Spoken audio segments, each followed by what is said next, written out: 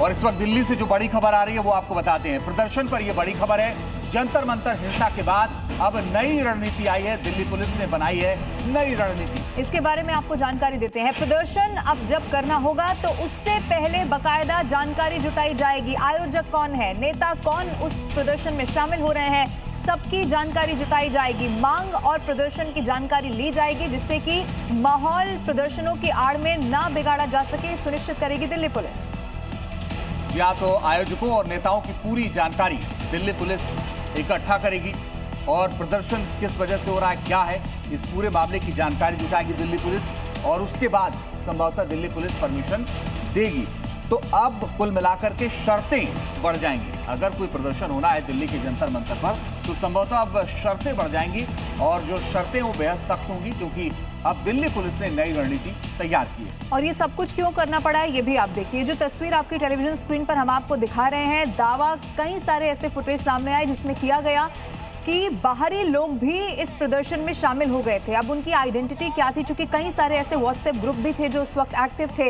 अब ऐसे में आप सोचिए, देश की राजधानी दिल्ली और जिस दिन की तस्वीर है उस दिन संसद के बहुत करीब ये प्रदर्शनकारी पहुंच गए थे, यानी कि पूरा का पूरा संवेदनशील इलाका जहां बहुत आगे तक ये प्रदर्शनकारी पहुंच गए। ऐसे में ये जो अब नई गाइडलाइंस हैं उनको सख्ती से फॉलो किया जाएगा, जिससे कि आने वाले समय में अगर कभी इस तरह का कोई प्रोटेस्ट कहीं पर भी होता है दिल्ली में तो फिर उसको कैसे उसमें आयोजक कौन है, कौन नेता शामिल हो रहे हैं, ये सब कुछ पहले सुनिश्चित किया जाए। राजू राज इस वक्त हमारे साथ लाइव मौजूद है, सीधा उनका रुख करते हैं। राजू, क्या और खबर मिल रही है, चूंकि ये नई गाइडलाइंस है इनको पालन करना इसीलिए भी जरूरी है चूंकि पहले भी सामने आया जंतर मंतर वाले प्रोटेस्ट में बाहरी लोग भी आ गए थे। राजू, लेकिन निश्चित तौर पर यही वजह है कि दिल्ली पुलिस ने जंतर मंतर पे अब आने वाले दिनों में जितने भी प्रोटेस्ट होंगे उन तमाम प्रोटेस्ट को लेकर दिल्ली पुलिस अपने सबसे पहले खुफिया विभाग को मजबूत करने की तैयारी में है।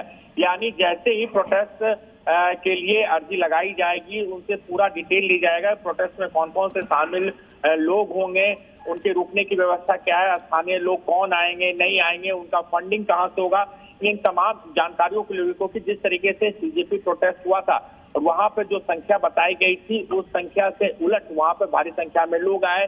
कौन कौन से नेता आने वाले थे इसकी कोई जानकारी नहीं थी और यही वजह है कि इसमें अनवांटेड लोग आ गए थे, ऐसे असामाजिक तत्व आ गए थे जिन्होंने पुलिस पर हमला किया और असामाजिक तत्व की वजह से वहां पर हिंसा हुई। इसलिए अब पुलिस जो भी जंतर मंतर पर अब बड़े प्रोटेस्ट होंगे जिनके लिए बाकायदा परमिशन ली जाएगी और परमिशन के दौरान लोगों की संख्या, नेता कौन कौन होंगे, कौन कौन से लोग आएंगे, कितने लोग होंगे और जो भी लोग बाहर से आएंगे वो कहाँ पे रुकेंगे, उनके खाने पीने की व्यवस्था क्या होगी। चलिए बने रहिएगा राजू, हम लौट रहे हैं आपके पास। इस वक्त एक जो अहम खबर है हमारे सहयोगी राजू भी बता रहे हैं, उसकी डिटेल वो बता दें आपको। दिल्ली पुलिस की रणनीति बदल गई है। अब परमिशन से पहले, यानी परमिशन देने से पहले दिल्ली पुलिस तमाम जानकारियां को इकट्ठा करेगी।